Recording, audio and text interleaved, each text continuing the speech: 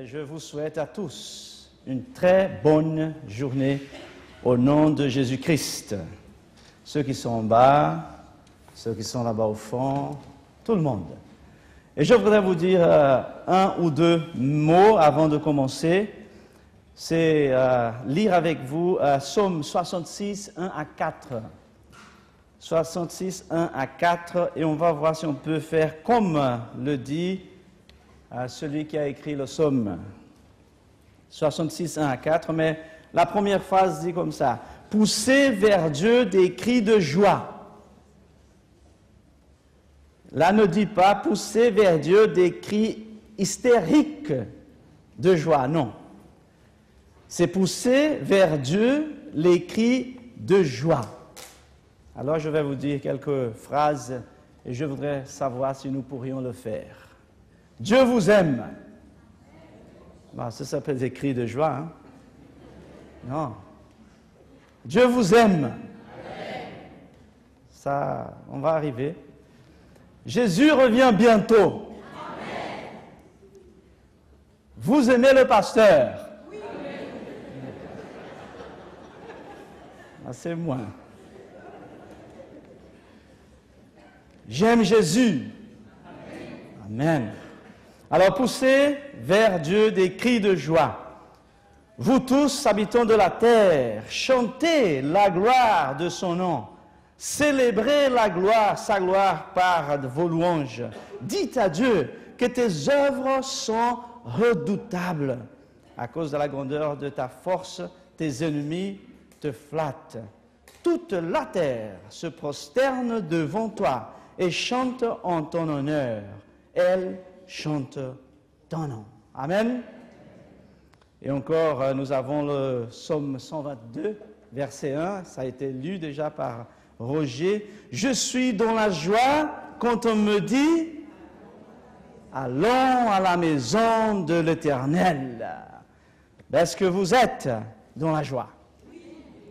Il faut. Parce que la parole de Dieu nous dit je suis dans la joie quand on m'en dit allons. Vous y êtes déjà? Nous sommes déjà. Et là, je vous invite à oublier tout ce qui s'est passé la semaine. Je vous invite à oublier tout ce qui va se passer après l'école du sabbat et après le culte. Et je vous invite à être dans la joie. Parce que nous sommes devant l'Éternel. Nous sommes dans sa maison. Et alors Jésus nous invite à être dans la joie avec lui. Bon, nous avons lancé un défi à vous pour cette année, que chacun puisse prier et demander à Dieu de pouvoir diriger au moins une personne au baptême cette année. Je dis diriger parce que si vous n'êtes pas capable de donner une étude biblique, vous dirigez la personne à moi ou à un des anciens. Et pour votre connaissance, déjà il y a 2 semaines, 3 semaines de ça, quelqu'un est venu à moi, pasteur, ici vous avez 3 personnes qui veulent étudier la Bible et qui veulent être baptisées. J'ai dit que je suis en train d'étudier la Bible avec 3 personnes qui veulent être baptisées. Est-ce que nous sommes là pour ça ou quoi? Est-ce que c'est pour ça que l'Église existe? Je crois bien, n'est-ce pas? Alors ça mérite un amen. Et il y a une autre personne qui est venue, pasteur, je suis en train d'étudier avec, je crois, 3-4 personnes, mais il y a déjà une personne qui veut être baptisée. Amen. Et voilà, ça commence bien. Ça commence bien. Et je veux que nous soyons prêts à prier notre Dieu pour qu'il puisse nous donner naturellement tout ce qu'on peut pour arriver à ça. L'autre chose, on a parlé, c'est que nous allons arriver à ça si nous vraiment tenons à marcher comme une église selon le cœur de Dieu, une église qui a le don de l'amour. On a prêché ça la dernière fois. Et je crois, si on tient ça, une église d'après le cœur de Dieu, une église qui est basée sur Dieu et sur l'amour, nous allons y arriver à quelque part. Nous allons arriver à quelque part. Bon, le thème pour ce matin, je voudrais vous inviter à lire Timothée, 1 Timothée 3. C'était lu déjà, mais c'est le texte de base. Alors je voudrais regarder avec vous. 1 Timothée 3, 14 et 15.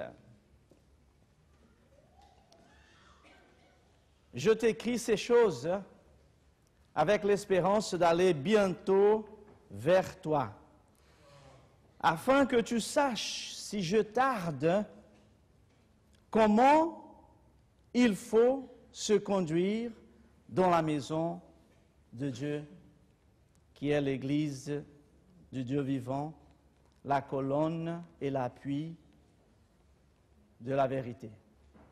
Bon, il y a la vérité pour les enfants, et là, c'est notre vérité maintenant.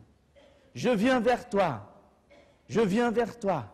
parce que je veux que tu saches comment il faut se conduire dans la maison de Dieu, qui est l'Église du Dieu véritable, la colonne et l'appui de la vérité. La colonne et l'appui de la vérité. Naturellement, avant de passer à ce que je veux vraiment parler ce matin, il y a deux choses importantes là à noter. C'est d'abord, c'est la maison, c'est l'Église de Dieu. Ce n'est pas mon Église. Ce n'est pas ton Église. C'est l'Église du Dieu vivant. Alors, comment est-ce qu'on doit traiter cette Église, que ce soit maison, le bâtiment, ou bien que ce soit l'Église, la famille, le peuple de Dieu? Comment je me conduis? Comment est-ce que je me porte à l'Église de Dieu? Quand je viens à l'Église, je dis bâtiment maintenant. Est-ce que Dieu nous a montré, d'une manière ou autre, dit comment est-ce que je dois me comporter dans son Église? Oui. Oui, dans la Bible, il nous a dit d'abord que ce n'est pas ma maison, ce n'est pas mon Église. Si bien que je dis ça, c'est mon Église, c'est ton Église aussi. Mais d'abord, l'Église de Dieu. L'Église de Dieu. Alors, comment est-ce que nous faisons les choses dans l'Église de Dieu? De quelle manière je me comporte? Et quand je viens à l'Église, est-ce que je me prépare pour venir à l'Église? Ou bien je sors comme ça et je viens à l'Église? Il faut naturellement, chaque fois qu'on vient à la maison de Dieu, il faut une préparation pour venir à la maison de Dieu. Alors, ce qui nous intéresse ce matin, c'est cette caractéristique que Paul nous dit par rapport à l'Église. L'Église du Dieu vivant, colonne et appui de la vérité. L'Église du Dieu vivant, colonne et l'appui de la vérité. Et naturellement, ce texte nous pousse à poser une question très importante. La plus importante des questions peut-être posée dans la Bible. Qu'est-ce la vérité? Parce que cette Église, toi et moi, l'Église du Dieu vivant, nous sommes, comme Église, un corps, un groupe, nous sommes la colonne et l'appui de la vérité. Qu'est-ce la vérité? Cette question a été posée à Jésus et malheureusement, Pilate n'a pas attendu la réponse. Jésus est devant lui et lui, il va dire, Pilate lui dit, c'est Jean 18, 37. Tu es donc roi? Jésus répondit, tu le dis, je suis roi. Je suis né et je suis venu dans le monde pour rendre témoignage à la vérité. Tiens. Jésus dit, quiconque est de la vérité, écoute ma voix. Alors la question de Pilate, qu'est-ce que la vérité? Qu'est-ce que la vérité? Et la Bible dit qu'il est parti et il n'a pas eu la réponse. Peut-être la question la plus importante que nous trouvons dans le Nouveau Testament, la parole de Dieu. Qu'est-ce que la vérité? Elle est sur mes épaules, elle est sur vos épaules, parce que Jésus a dit, vous êtes colonne et appui de la vérité. Son Église, toi et moi. Colonne et appui de la vérité. Nous avons naturellement trouvé les réponses pour cette question dans la parole et nous trouvons au moins, moi j'ai trouvé au moins 5 réponses, peut-être vous trouvez davantage, mais les 5 réponses que nous trouvons dans la Bible par rapport à la vérité, qu'est-ce que la vérité? C'est la première, Romains 3.3. Romains 3.3. Et quoi si quelques-uns n'ont pas cru, leur incrédulité anéantira-t-elle la fidélité de Dieu? Loin de là, que Dieu, au contraire, soit connu pour vrai. Ça, c'est la première réponse pour la question. Qu'est-ce la vérité? Dieu est la vérité. Dieu est et a la vérité. C'est la première réponse biblique pour cette question. La deuxième réponse, nous trouvons dans Jean 14, 6. Jean 14, 6, c'est un peu plus connu. Jésus lui dit, je suis le chemin, la vérité et la vie. Dieu est la vérité, Jésus est la vérité, et Jésus dit, nul ne vient au Père que par moi. Troisième réponse, Jean 17, 17. Sanctifie-les par la vérité, ta parole est la vérité. Avant celle-là de Jean, nous avons la troisième, celle-là c'est la quatrième, Jean 15, 26, par rapport au Saint-Esprit. Quand sera venu le Consolateur que je vous enverrai de la part du Père, l'Esprit de vérité qui vient du Père, il rendra témoignage de moi. Le Père, Dieu est la vérité, Jésus est la vérité, le Saint-Esprit est la vérité, et la parole de Dieu est la vérité. Psaume 119, 142, 5e vérité dans la Bible. Ta justice est une justice éternelle et ta loi est la vérité. Alors nous avons là 5 réponses pour la question, qu'est-ce que la vérité? Dieu le Père, Dieu le Fils, Dieu le Saint-Esprit, la parole de Dieu et la loi de Dieu est la vérité. Alors Dieu a dit, vous comme Église, vous avez cette vérité devant vous et vous êtes la colonne et l'appui de cette vérité. On n'a pas besoin d'aller voir qu'est-ce que c'est une colonne, voilà, nous avons là. Et si vous voulez comment ça se passe, simplement vous lisez l'histoire de Samson et il demande, mets-moi entre 2 colonnes. Ah, je voudrais toucher les colonnes la dernière fois. Comment ça c'est bon, c'est beau. Alors quand il touche les colonnes, alors ça, tout vient en bas. C'est à quoi ça sert une colonne? Alors Dieu dit, vous êtes la colonne de la vérité. Et l'appui, je suis là très bien, mais s'il y a un tremblement 6.7, 6.0, quelque part ici en France, et ça arrive là, alors mon appui est fini. Alors vous êtes la colonne Ça va en haut et l'appui de la vérité, le fondement, la base, la sécurité. C'est ce que vous êtes.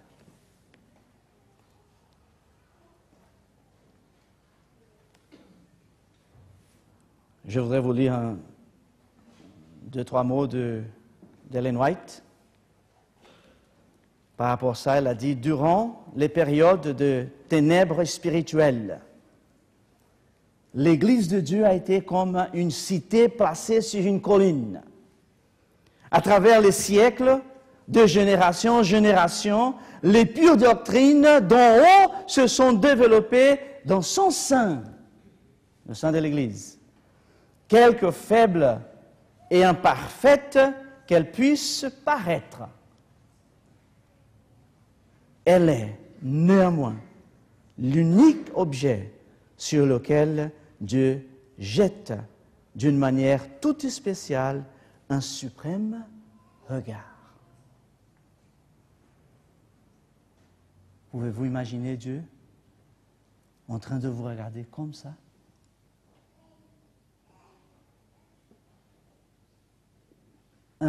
Imparfaite, comme l'Église puisse paraître.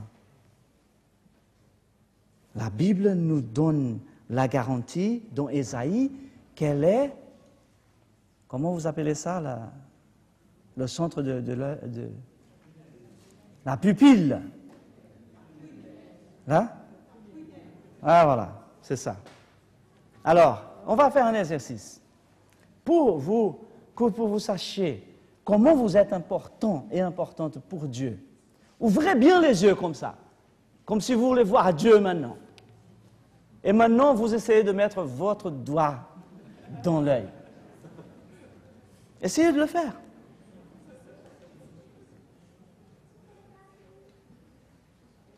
C'est comme ça que Dieu se sent quand nous comportons mal dans son Église et les uns avec les autres. Chaque fois que je fais quelque chose qui va blesser, qui va faire mal les uns aux autres, c'est comme je suis en train de mettre le doigt dans l'œil de Dieu.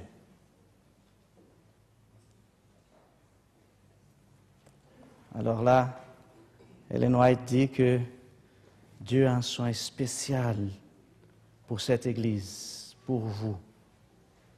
Il jette d'une manière toute spéciale un suprême regard sur son Église. Colonne et appui de la vérité. Question importante pour nous tous, est-ce que nous vivons d'après ça? Est-ce que nous vivons à l'auteur de cet appel? Il y a quelqu'un qui prend ça comme un fardeau.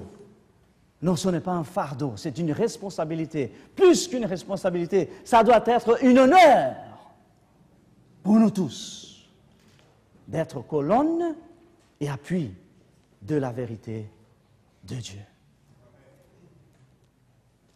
J'avais préparé des images pour vous montrer ce que je vais vous parler maintenant. Malheureusement, les choses dites, j'ai oublié à la maison, mais la Bible nous dit toutes choses coopèrent pour le bien de... Voilà. J'ai oublié, je ne sais pas pourquoi, mais je crois que la Bible dit que toutes les choses coopèrent. On va voir comment ça se fait. Je ne vais pas vous montrer les images, mais je vais vous raconter l'histoire quand même. Je vais vous raconter l'histoire de Vashti. Vashti, pas celle de Esther, non. Vashti du 21e siècle, qui a eu cette histoire dans cette année 2011. Vashti, c'est une jeune brésilienne, 25 ans d'âge, qui a toujours voulu être une reporter dans la télévision, la radio, n'importe. Alors, il se fait que cette année, il y a un programme au Brésil qui appelle des jeunes femmes qui veulent faire un concours pour être reporter dans une des télévisions du Brésil. Alors, 300 000 jeunes filles. On voit leur inscription. À la fin, ils ont fait le triage, il y a 10 qui restent. Et entre elles, Vasti, adventiste du 7e jour. Alors, elle doit arriver à la maison où tout va se passer. Et le vendredi, elle arrive. La première chose qu'ils ont préparée, c'était une soirée à la discothèque. C'est un bonus de la télévision, de la présentatrice pour les jeunes filles, les 10. Alors, Vasti reste. Et tout le monde s'habille pour aller à la discothèque. Et ils arrivent. Vasti, tu ne vas pas? Non, je ne veux pas. Et pourquoi? Je préfère rester pour le moment. Je reste. Tu es malade? Non, je ne suis pas malade, je suis bien. Mais qu'est-ce que tu vas faire? Je vais lire. Et là, dans les photos que j'ai présentées, on voit la Bible, on voit les livres de l'Esprit de prophétie à côté de son lit. Et à l'insistance, mais on y va, mais pourquoi? Non, je ne vais pas, je reste. D'accord. Elles sont parties le 9 à la balade, au disco, à la discothèque. Sont revenues tard, naturellement. L'autre jour, la première épreuve pour les 10. On va faire un texte de résistance physique, un concours de natation, le sabbat. Vasti se présente et quand la présentatrice présente la situation, elle dit « Bon, je m'excuse, je ne vais pas participer. » Et pourquoi? Tu es malade? Non, je ne suis pas malade, mais je préfère ne pas participer. Et elle quitte la scène, elle va dans comment on dit ça déjà? Dans sa chambre, voilà. Plus tard, la présentatrice l'appelle et lui demande, Vasti, qu'est-ce qui se passe? Tu es là entre les 10? Qu'est-ce qui se passe? Quel est le problème? Alors Vasti commence à voir la lutte entre ce qu'elle veut et ce que Dieu veut. Elle dit, je suis chrétienne, adventiste du 7e jour, le sabbat pour moi c'est spécial et je ne fais pas des compétitions le jour du sabbat. Elle a dit, bon, je respecte ce que tu dis, mais écoute, tu es entre les 10, il y a 300 000. Tu es choisi entre les 10. Et des 10, pour moi, tu es la meilleure. Si je devrais choisir, c'est toi. Et qu'est-ce que tu me dis? Alors elle commence à pleurer. Et là, l'intensification de la guerre interne. Qu'est-ce que je fais? En plus, la compétition pour natation, le sabbat, c'était 5h30 déjà, et le coucher du soleil au Brésil, c'est 6h. 6h, 6h30. L'écart, c'est d'1 heure seulement. Et en plus, ceux qui savaient qu'elle était là, il n'y avait que son père, sa mère, ses amis, il y a 3, 4, 5 personnes qui savaient. Parce que la télévision a dit, il ne faut pas que les gens sachent. Tu dois garder ça pour toi. Alors celle dit, ben une demi-heure, enfin, quand même, une demi-heure. Oh Dieu, pousse le soleil s'il te plaît, pousse le soleil. Ou bien prier que une caméra soit cassée, que quelque chose se passe pour que... Une demi-heure. Elle a dit non, je retourne à ma chambre. Elle est retournée à sa chambre.